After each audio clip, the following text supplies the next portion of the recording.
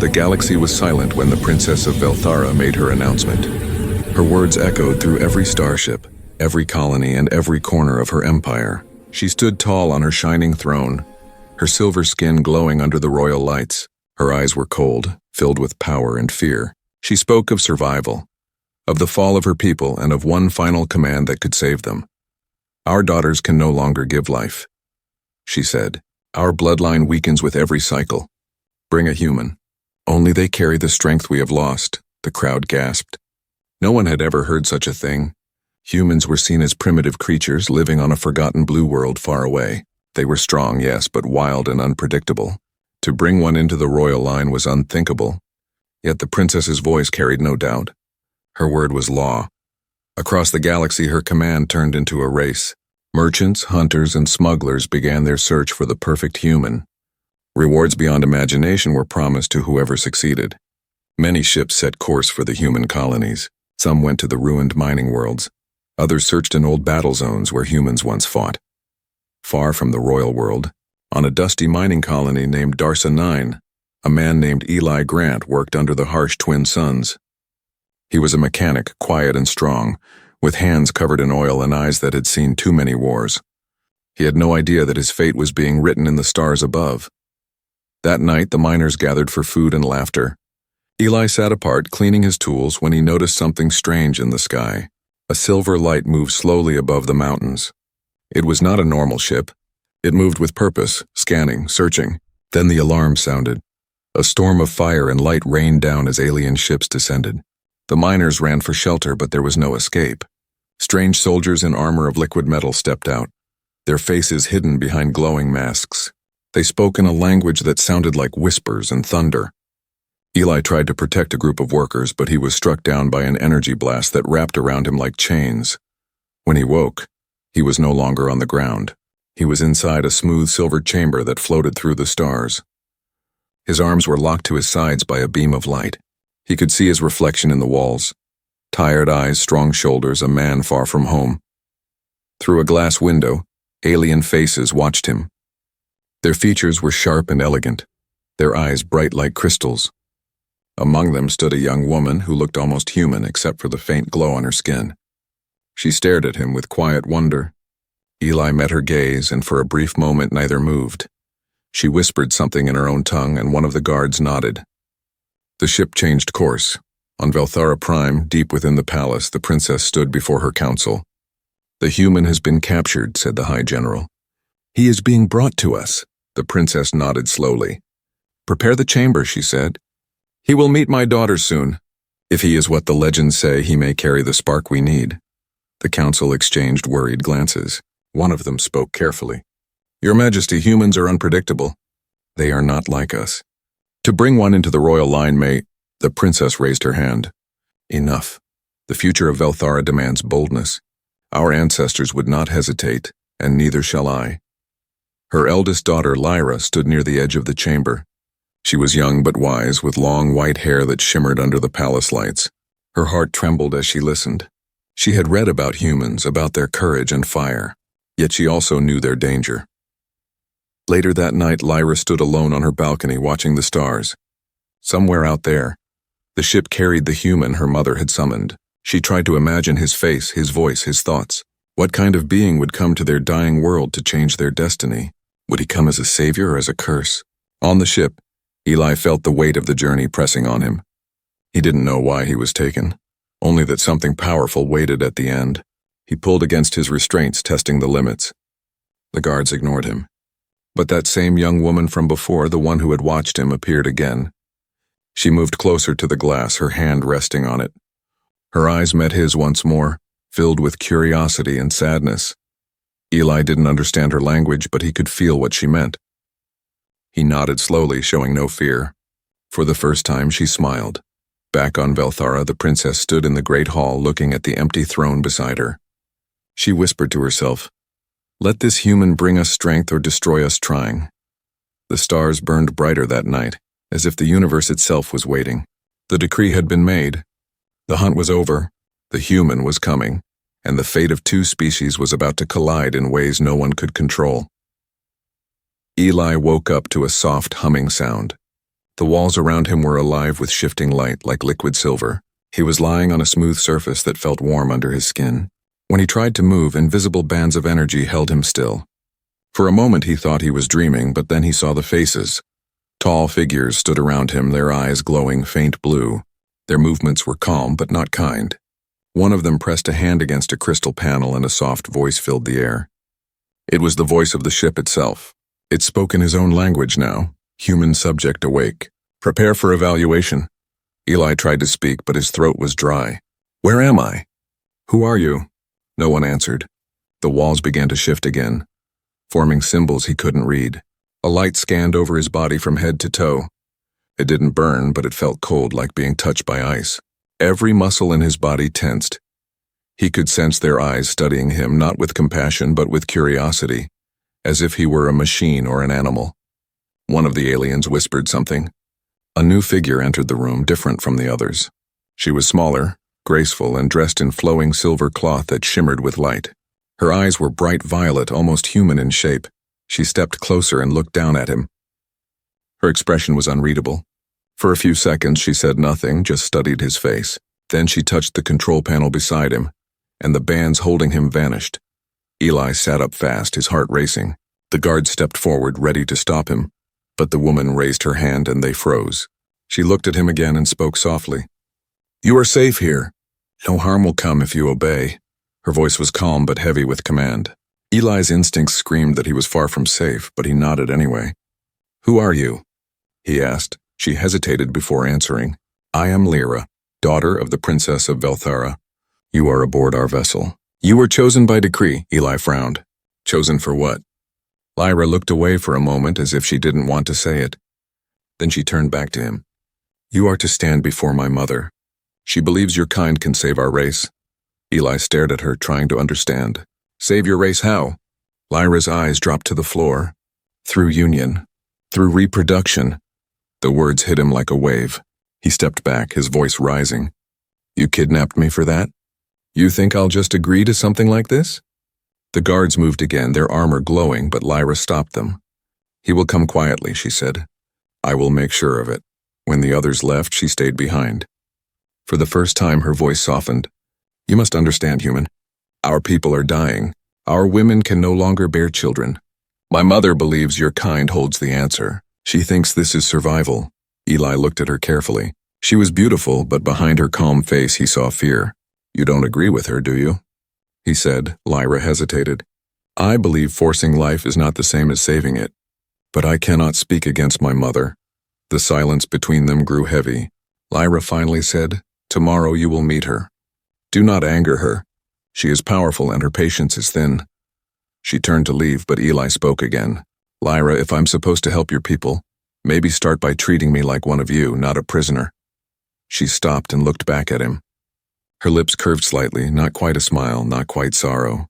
We will see what kind of man you are when you stand before her. The door slid open with a soft hiss, and she was gone. Eli stood alone in the silver room, his reflection staring back from the walls. He didn't know what waited for him on Velthara, but one thing was clear. He wasn't here to help them on their terms. He clenched his fists and took a deep breath. The hum of the ship grew louder as it entered the planet's orbit. Through a small window he saw a glowing world covered in oceans of blue fire and shining cities that floated in the air. Somewhere down there, a powerful alien princess was waiting for him, believing she could use him to save her kind. But Eli wasn't planning to obey any command that made him less than human. The ship began to descend and his heartbeat matched the thunder of its engines. The real test was about to begin. The ship landed on a floating platform surrounded by clouds of silver mist. Guards led Eli down a long corridor where the air smelled strange, like metal and flowers. Every surface glowed with light that moved like water. The aliens didn't speak as they walked, and the silence felt heavier with every step. At the end of the hall, great doors opened by themselves. Inside stood the Princess of Velthara, tall and radiant, her eyes glowing like blue fire.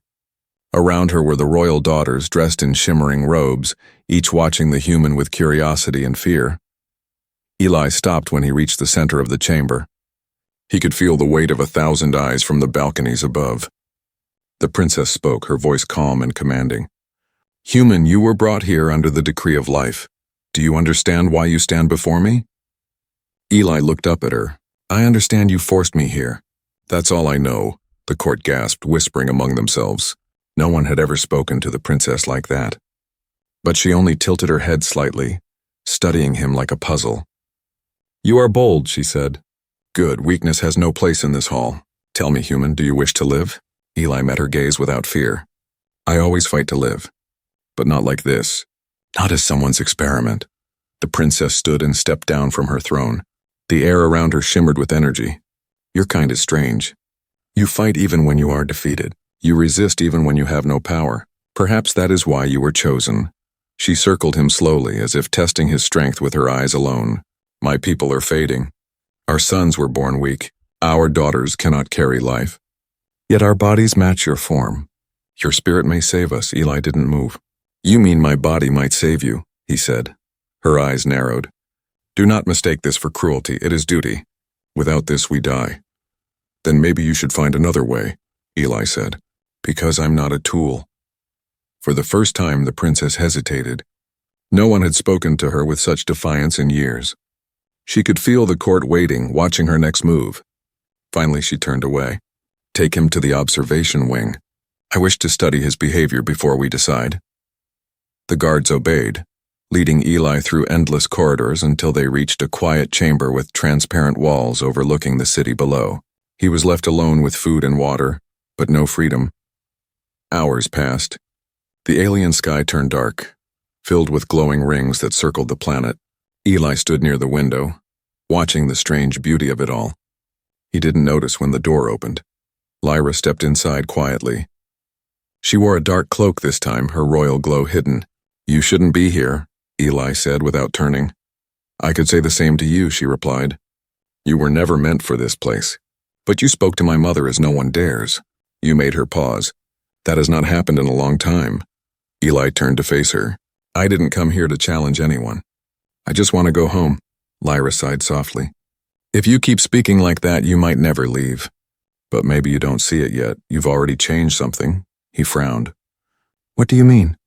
Lyra moved closer. My people follow my mother because they fear her. You didn't fear her. You questioned her. You reminded her of what she once was before the throne took her heart. Eli studied her face. For the first time, he saw the sadness in her eyes. You don't believe in the decree, do you? No, she whispered. I believe in choice, in feeling, but those things are forbidden here.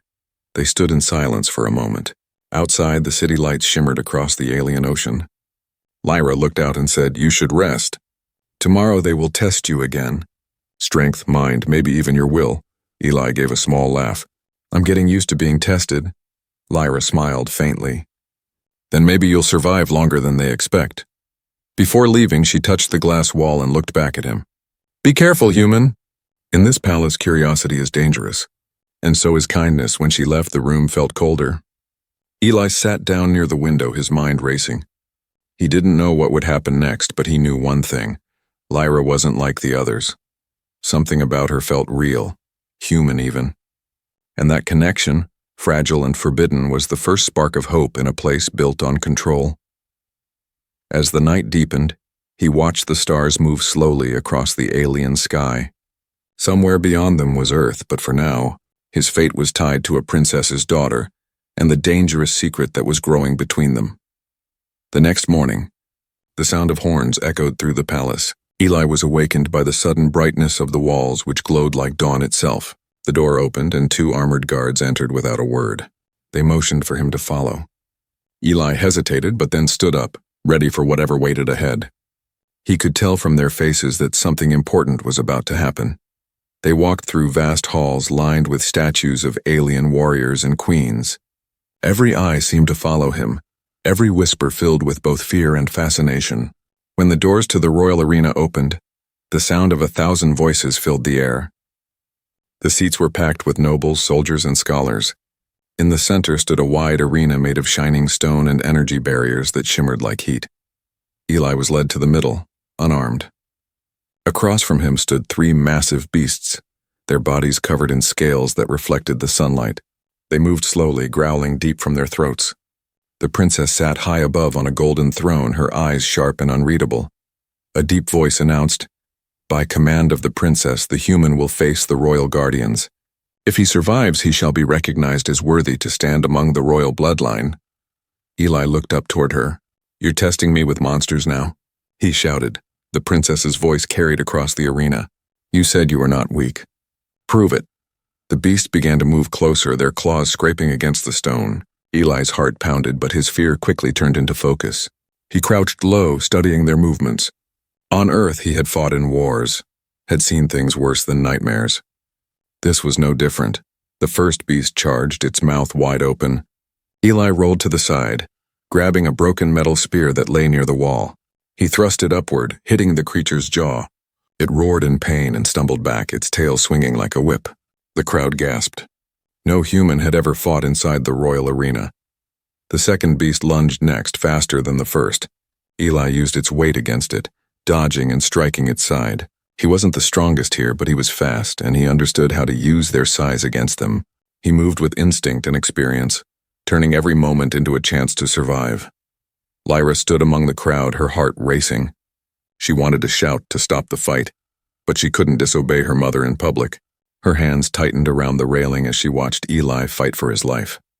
The third beast, larger than the others, approached slowly. Its eyes glowed red and smoke rose from its nostrils. Eli was breathing hard, his muscles burning, but he refused to step back. The creature roared and charged. He waited until the last second, then leapt aside and drove the spear into its neck. The ground shook as the beast collapsed, defeated. The arena fell silent. For a long moment, no one spoke. Eli stood in the center, covered in dust and sweat, his chest rising with every breath. He looked up at the princess, waiting. Then the crowd erupted in cheers. Even those who had doubted him could not deny what they had seen. A human had faced the royal beasts and lived. The princess rose from her throne and raised her hand, and silence fell again. "You have spirit," she said. "You fought not with strength, but with will. That is what my people have lost." Eli looked up at her. "Then maybe it's time your people remember what living means," he said. For a second, the princess almost smiled, but her expression quickly hardened. "Do not mistake victory for freedom, human." This was only the beginning. She turned and left the arena, her daughters following. Only Lyra looked back, her eyes filled with pride and worry. Later, Eli was returned to his chamber, but this time the guards bowed slightly before leaving. The respect was new, but it didn't make him feel safe. He sat near the window again, staring at the endless alien sky. A soft sound came from the doorway. Lyra entered quietly, carrying a bowl of glowing fruit. She placed it on the table and said, "No one has ever survived the royal beasts. My mother sees something in you now." Eli gave a tired smile. "Maybe she's starting to see I'm not just a body to use." Lyra nodded slowly. "Perhaps. But the council won't stop. They will test you again, harder than before." He stood up and looked at her. "Then let them. I'm not here to be broken." Lyra's eyes softened. "Then maybe you were meant to come here after all." Outside, the alien sky burned with the light of 1,000 stars. Deep inside the palace, the princess stood alone in her chamber, watching a recording of the fight. She replayed the moment he stood defiant, facing the beasts without fear. She whispered to herself, "This human is more than strength. He carries something ancient, something we lost long ago." And somewhere, far beyond the glowing horizon, destiny began to move faster, drawing the human and the royal bloodline closer than anyone could have imagined. The palace was quiet that night. The stars above Velthara shone like cold blue fire, and the sound of the royal fountains echoed through the empty halls. Eli sat near the window of his chamber, staring at the alien sky. The victory in the arena had changed everything, yet he still felt like a stranger trapped in a dream. Guards now bowed when he passed, and servants whispered his name in awe. But he knew this new respect was built on fear and curiosity, not trust. A soft chime filled the room and the door opened. Lyra stepped inside, her cloak drawn tight. She moved quietly and looked around before speaking. "You should not be awake," she said softly. Eli smiled faintly. "Hard to sleep when you've been fighting for your life in front of 1,000 people?" Lyra sat beside him, her eyes glowing in the dim light. "My mother has not stopped watching your battle. She believes you carry something our people lost centuries ago." Eli looked at her carefully. "And what's that supposed to be?" "Spirit," she said. "You fight not for reward or command, but because you believe you must. My people once had that.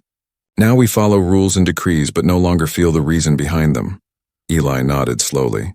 Then maybe your mother made the wrong decree. Lyra hesitated, her voice lower now. Do you know why she made it? He shook his head. Only what she said. Your species is dying. Lyra looked away, her hands tightening around her cloak. It's more than that. Our ancestors believed that our blood carried perfection, that we were above other forms of life. But centuries of control and selective birth weakened us. We became too pure, too proud. The princess hoped that by bringing a human something unpredictable, something raw, she could bring life back to our line. Eli frowned. So I'm not here because I'm special. I'm here because your people broke themselves. Lyra met his eyes. You are special because you refused to bend. The others she captured before you didn't last. Some begged, some obeyed. You fought. That's why she keeps you alive. The room went silent for a long time. The light outside shifted as the planet's moons crossed the sky. Eli could feel the weight of her words pressing on him. He stood and looked through the glass wall at the city below, glowing like liquid silver. If she really wants to save her people, she needs to understand something, he said quietly. Life doesn't come from control. It comes from choice. Lyra nodded, her voice almost a whisper. You sound like the stories our elders told about the time before the throne, when we still felt love, not duty. Eli turned toward her. And what do you feel, Lyra? She froze. Her eyes widened for a moment, then softened. I feel something I shouldn't. When I look at you, I see what we lost. I see freedom. I see danger too. Eli took a slow breath. You're not the only one feeling that. Before either of them could say more, the door burst open. The royal guards entered, followed by a tall figure in gold armor, the high priest of Velthara. His voice was sharp as steel. Princess Lyra, you break the code by entering his chamber alone. You dishonor the decree. Lyra stood quickly. He is under my care. I came to check his recovery. The priest ignored her and turned to Eli. Human, your words have spread through the palace. Some call you savior, others call you curse. The princess commands your presence at dawn. She wishes to speak before the council. The guards left as quickly as they had entered. Lyra looked shaken. They must not hear what you said tonight. My mother listens to every whisper. If she learns that you doubt the decree, it could mean your death. Eli smiled faintly. Maybe it's time someone tells her the truth. The next morning, the great hall was filled again. The princess stood before the council, her eyes colder than ever. Eli was brought forward, unchained but surrounded by guards. The nobles whispered as he walked past. The princess spoke first. You have proven your strength, human. Now I ask, will you honor the decree? Will you give life to our people as your part in our survival? Eli looked straight into her eyes. I'll help your people, but not like this. I won't be used. I won't be forced. If you want to save your kind, it has to start with freedom, not fear. A murmur spread through the court. Some looked shocked, others thoughtful. Lyra stood at the edge, her heart pounding. The princess said nothing for a long time. Her expression was unreadable. Finally, she spoke. You speak like a ruler, not a captive. Perhaps that is why fate brought you here. She turned to the council. Leave us. The hall slowly emptied until only Eli and the princess remained. She stepped closer, her voice quiet now. You may be right, human. But if you are wrong, you will doom not only us, but every world that depends on our kind. Eli didn't step back. Then we find another way together. Or not at all. For the first time, the princess's eyes softened. You remind me of what I once was before the crown. Maybe that is what my people truly need. As Eli left the hall, he could feel the shift in the air. The decree that had ruled an empire for generations had begun to crack. And the truth behind it, hidden for centuries, was finally starting to surface. The morning after the council meeting, Velthara Prime felt different. The city lights seemed dimmer and the air heavier. Whispers ran through the palace like wind through broken glass. The princess had hesitated before the council. She had listened to a human and questioned the ancient decree. To many, it was a sign of weakness. To others, it was hope. Eli was escorted back to his chamber, but this time the guards didn't look at him with contempt. One even met his eyes and nodded slightly. Change was moving fast through the halls of power, but not everyone welcomed it. High above the palace, in a chamber lit by blue fire, the high priest met with the royal advisors. Their faces were grim. The human has poisoned her thoughts, one said. She questions the decree because of him. If she continues, the line of Velthara will collapse. The high priest raised his hand. Then we must act before her doubt spreads. The people still trust the old ways. We will remind them who holds true power. That night, the temple bells rang, though it was not time for prayer.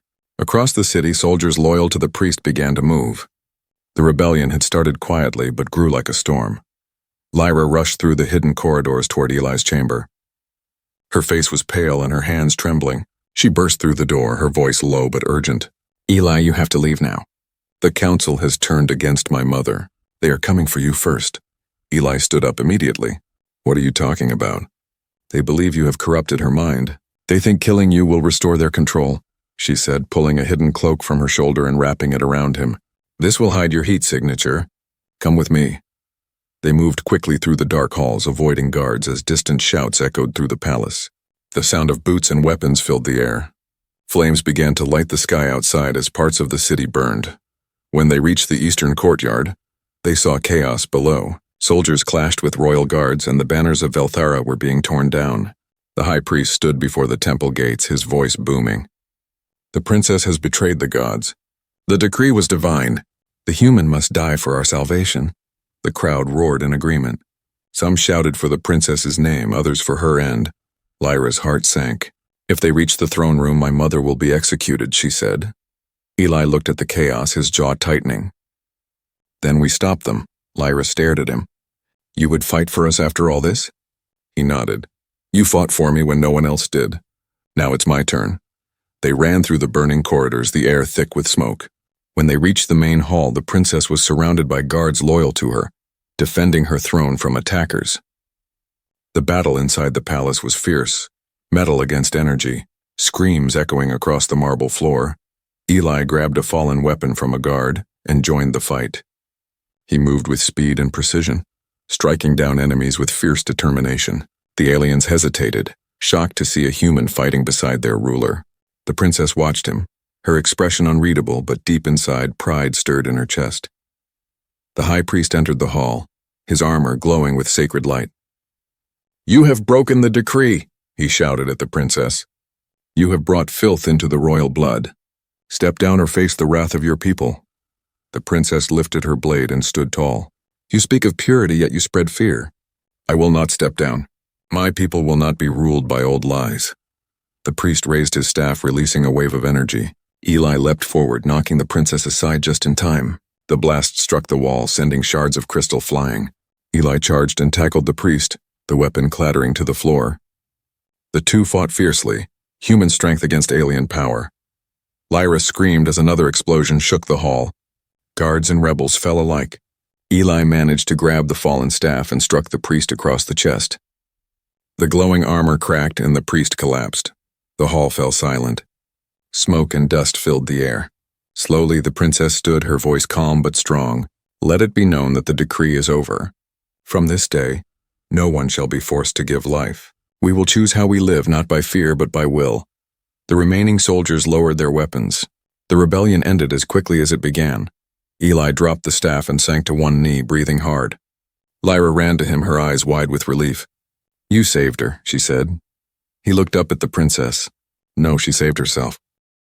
I just reminded her what she was fighting for. The princess stepped closer, her gaze softer than ever before. You came here as a captive human, but now you stand as an ally of Velthara. Outside, the fires began to fade, and the light of dawn touched the city once again. The old world had fallen, and a new one was being born in its place. But deep within the shadows of the temple, unseen eyes still watched. And as peace settled over Velthara, something ancient and powerful began to stir, promising that the story of the human and the alien throne was far from over. The dawn over Velthara Prime was unlike any before. For the first time in centuries, the city stood quiet. The towers that once shone with cold perfection now reflected the warm light of a new day. Smoke from the battle still hung over the palace, curling through the sky like a ghost of the past. Inside the royal hall, the scent of metal and fire was still strong, but the air carried something new. Hope. Eli stood on the balcony overlooking the city. His body ached from the fight, but his spirit burned stronger than ever. He had come to this world as a prisoner, yet now he stood as a symbol of freedom. Below him, thousands of Veltharans filled the streets, not to worship or to obey, but to witness history. Lyra approached quietly, her silver gown flowing like water. She looked tired, but calm. "The people wait for her," she said softly. Eli nodded. "And for you too." Lyra smiled faintly. "They do not wait for me. They wait to see if we can change what we were." The great doors opened and the princess walked out onto the balcony. She no longer wore the golden crown. Instead, she stood in simple white robes, her long hair unbound. The people below fell silent as her voice echoed through the air. "My people, our world has survived the fires of pride. We believed strength came from control, but it truly comes from courage. We believed purity made us perfect, but it only made us weak. Today we end the age of the decree. Today we begin the age of choice." The crowd began to murmur, then cheer. The sound rose like thunder through the city. The princess looked over at Eli, then extended her hand for him to step beside her. He hesitated for a moment, then walked forward. The people grew silent again, watching the human who had faced their beasts, their counsel, and their faith. The princess continued, her voice steady. "This man from another world came not to conquer, but to remind us of what we had forgotten, that life is not commanded, it is shared. His courage opened our eyes and his will saved our hearts. From this day, humanity and Velthara shall stand together as one." Eli didn't speak, but when he looked out over the endless sea of faces, he could feel the shift inside them. They no longer saw him as an outsider. They saw him as part of something greater. After the ceremony, the palace was calm again. The princess returned to the council chamber, where the old banners had been taken down. Lyra followed her mother, standing quietly by her side. The princess looked at Eli. "The rebellion is over, but rebuilding will take time. You could return to your world if that is your wish." Eli thought for a moment. "I don't know if I can. Earth doesn't feel like home anymore. Not after all this." Lyra stepped forward. "Then stay. Help us rebuild. Help us teach our people what you taught me." He looked at her, seeing the hope in her eyes. "And what was that?" "That freedom is not about running away. It's about standing for what's right, even when you're alone." The princess watched the exchange between them and smiled gently. "Perhaps my decree was never meant to bring new life to our blood, but new life to our hearts.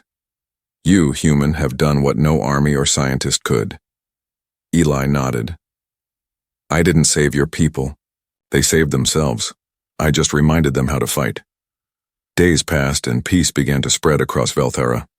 The temples were rebuilt, not as places of command but as centers of learning. The royal daughters walked among the people without guards. The high priest's old followers were given a choice: rebuild or remain bound to the past. Most chose change. Lyra and Eli worked side by side in the city's restoration.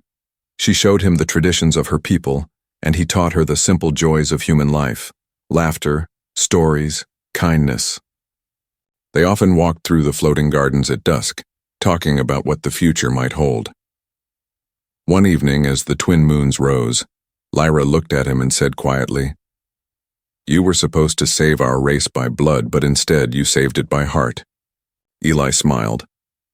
Maybe that's how it was meant to be. From the highest tower, the princess watched them. A faint smile touched her lips. For the first time in her life, she saw love that was not arranged, not commanded, but real. And she knew her world would never return to the way it was. As the stars stretched across the night sky, Velthara began to change. Humans and aliens started working together, trading knowledge and culture. The decree that once divided species had now united them. Eli stood with Lyra on the balcony where it all began, the city lights glowing beneath them. "Do you ever think about what's next?" he asked. Lyra looked up at the stars. "Yes, I think about what kind of world we'll build together." He reached out and took her hand, their fingers intertwining under the pale light of the moons. In that moment, there were no rulers, no captives, no alien or human, only two souls standing at the edge of a new beginning. And above them, the galaxy that once watched in silence now seemed to whisper a single promise, that the future belonged to both of them.